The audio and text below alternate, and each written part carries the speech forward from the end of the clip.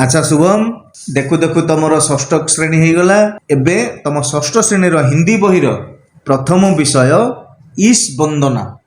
ईश माने ईश्वर, ईश्वर वंदना पद्यटी पढ़िबा। मु पढ़ुची तापर परे तमे मते पाली धर। जिसने सूरज चांद बनाया, जिसने सूरज चांद बनाया, जिसने तारों को चमकाया, जिसने तारों को चमकाया, जिसने फूलों को महकाया, जिसने फूलों को महकाया, जिसने चिड़ियों को चहकाया, जिसने चिड़ियों को चहकाया, जिसने सारा जगत बनाया, जिसने सारा जगत बनाया, हम इस ईश्वर के गुण गाएं, हम इस ईश्वर के गुण गाएं, उसे प्रेम से शीश झुकाएं। उसे प्रेम से शीश झुकाए। ए कवितार माने तमे बुझीच?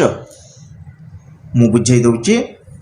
जिसने सूरज चांद बनाया माने जे सूर्य आ चंद्र को तैयारी करचंती। किए तैयारी करचंती? भगवान। भगवान। जिसने तारों को चमकाया, चमकाया माने चमचम, ट्विंकल ट्विंकल लिटिल स्टार जो कविता पढ़ो से कथा। जिसने तारों को चमकाया, तारा मान को जी जुक जुक आलुओ देइचंती। किए देइचंती? ईश्वर देइचंती बा भगवान देइचंती।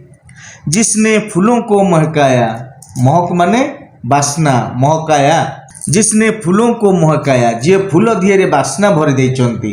किए भरी देइचंती? ईश्वर बा भगवान।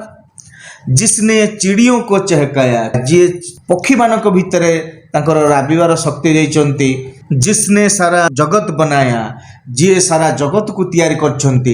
किए? भगवान। हम उस ईश्वर के गुण गाएं, आमे से ईश्वरंकर गुणगान करिबा। उसे प्रेम से शीश झुकाएं, तांको आगरे प्रेमर सहित, भावर सहित, भक्तिर सहित तांको आगरे नतमस्तक हवा, मथा नई दबा। तेणु तमे ए पद्यटी को पूरा घोषिबो। प्रश्न उत्तर तो नहीं, केवल तमे ए कविताटी को घोषिकी मते काली दब।